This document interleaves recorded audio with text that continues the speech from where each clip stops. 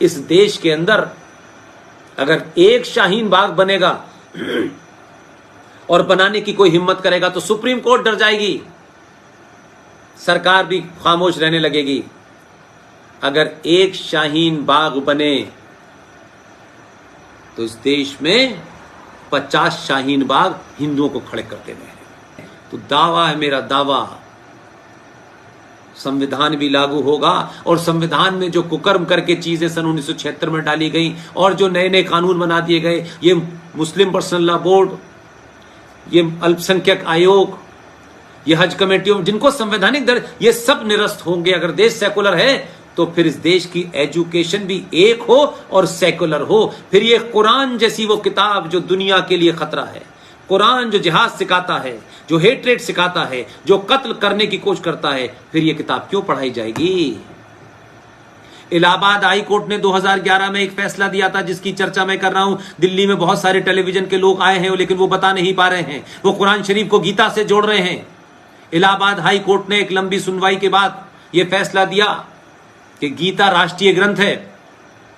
लंबी लंबी दाढ़ियां, छोटा भाई का पजामा, बड़े भाई का कुर्ता पहने, गोल टोपी लगाने वाले कुछ आ गए, कुछ वो मक्कार कन्वर्टेड ईसाई, नाम क्या है इनका, बिशप रामलाल, ये सब पहुंच गए इलाहाबाद हाई कोर्ट में। हाई कोर्ट के चीफ जस्टिस ने कहा बताइए, जो बेंच थी उन्होंने कहा बताइए इसमें धर्म क्या है। उसकी बड़ी पढ़ाई की, पूरा ट्रांसलेशन किया, न कोई क्रिश्चियन न कोई मुसलमान ये साबित कर पाया कि गीता कोई धार्मिक किताब है। उन्होंने कहा ये राष्ट्रीय ग्रंथ होना चाहिए। उसके बाद उन्होंने अपील नहीं की। उनको मालूम था कि अगर हम अपील करेंगे सुप्रीम कोर्ट में तो फिर देश के अंदर तो ये सब जगह लागू हो जाएगी। चुपचाप रहे, इलाहाबाद हाई कोर्ट के फैसले को चैलेंज नहीं किया। जस्टिस एसएन श्रीवास्तव ने जब यह फैसला दिया, ये बात अलग है कि उनको बाद में गार्ड मिले, उनके ऊपर कई हमले भी हुए और उनकी जान को खतरा रहा, लेकिन इलाहाबाद हाई कोर्ट के इस फैसले को मध्य प्रदेश सरकार ने माना और उनके यहां राष्ट्रीय ग्रंथ घोषित हो चुका है। लेकिन जो लोग आज कुरान शरीफ की गीता से तुलना करते हैं वो महामूर्ख हैं। ये वैसे ही है जैसे सनातन की बात आप करते हैं और धर्म को मजहब से जोड़ने लगते हैं, और मजहब को धर्म से जोड़ने वाले और कुरान को गीता से बराबर करने वाले ये वैसे ही है जो नाली का मुकाबला समुंदर से कर रहे हैं। नाली एक मजहब है और समुंदर एक धर्म है, इतना फर्क है। इसलिए गीता किसी धार्मिक किताब का नाम नहीं है, किसी की धर्म किताब नहीं। उसमें धर्म के बारे में कुछ, आपके कर्तव्यों के बारे में बताया गया है, आपको धर्म के बारे में, क्या आपका धर्म क्या है। धर्म मीन्स आपकी ड्यूटी क्या है, आपका कर्तव्य क्या है, यह बताया गया उसमें। इनकी तरह नहीं बताया गया। पहला कलमा तैयब तय्यब पाक ला इलाहा इल्लल्लाह मोहम्मद रसूलुल्लाह, अल्लाह के सिवा किसी दूसरे की इबादत नहीं हो सकती। क्यों नहीं हो सकती भाई? आप कौन है? 1400 साल पहले आए, उससे पहले कोई नहीं था। कौन थे?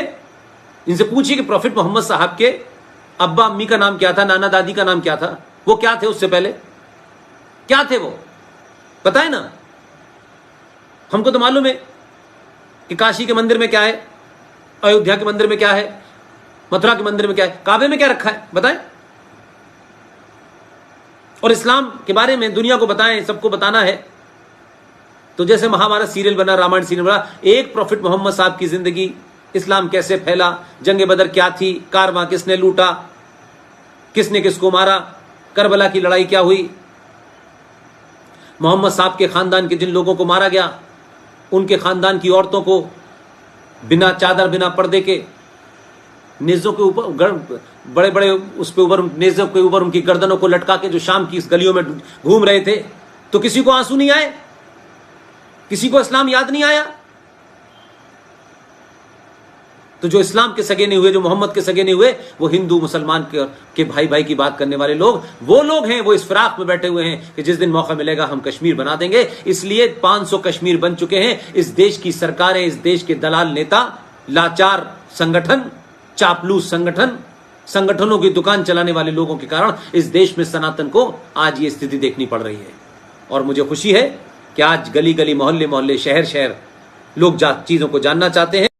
इसलिए मैंने कहा कि आप अपने अंदर सुधार कर लीजिए, दुनिया अपने आप लाइन पे आ जाएगी। ये जिहादी आपसे इसलिए छेड़खानी कर रहे हैं कि उन्हें मालूम है कि आप में लालच भरा हुआ है।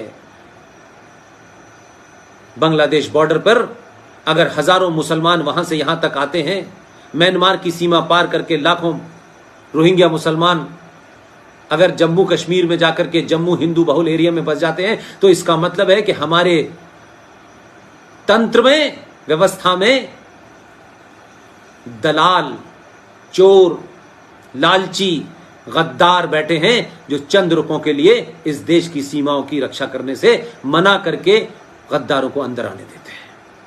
ये बुरी लग सकती है किसी को, लगनी चाहिए और जोर से लगनी चाहिए। मैं किसी को खुश करने नहीं आया, मुझे किसी की लल्लो चप्पो नहीं करने। I am not interested, I am only interested in my nation. If the nation is safe, Sanatan is safe. देश छोड़ के चले जाएंगे अमेरिका, सब जगह देश सेफ रहेगा? ये नहीं रहेगा। आपको इस मिट्टी को बचाने के लिए लड़ना ही पड़ेगा और इस मिट्टी को बचाने के साथ साथ अपनी मां को, अपनी बहन को, अपने पिता को, नाना को, दादी को, अपने परिवार को, सबको बचाते बचाते आपको समाज बचाना है, मोहल्ला बचाना है, शहर बचाना है, जिला बचाना है। राज बचेगा तब देश बचेगा, तब राष्ट्र बचेगा। अपने अंदर सुधार कर लीजिए, एक बार सनातनी होने का परिचय दीजिए।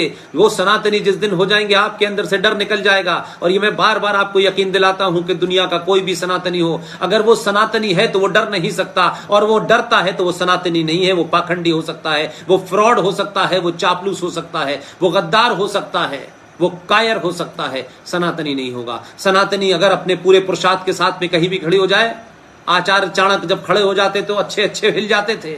आचार्य चाणक्य ने तय किया तो हिला दी सत्ता को। अगर सत्ता के साथ चापलूसी करके कुछ लेने का होगा तो सत्ता को नहीं हिलाएंगे, फिर रोज रात को पैसे गिनेंगे कि कितनी दलाली की हमने। इसलिए सत्ता की दौड़ में मत शामिल होइए। सत्ता पे ऐसे लोगों को जरूर बिठाइए, अगर 100 लोग हैं तो उसमें से चुनाव करिए कि कौन हमारे राष्ट्र को बचाने वाली शक्तियां हैं।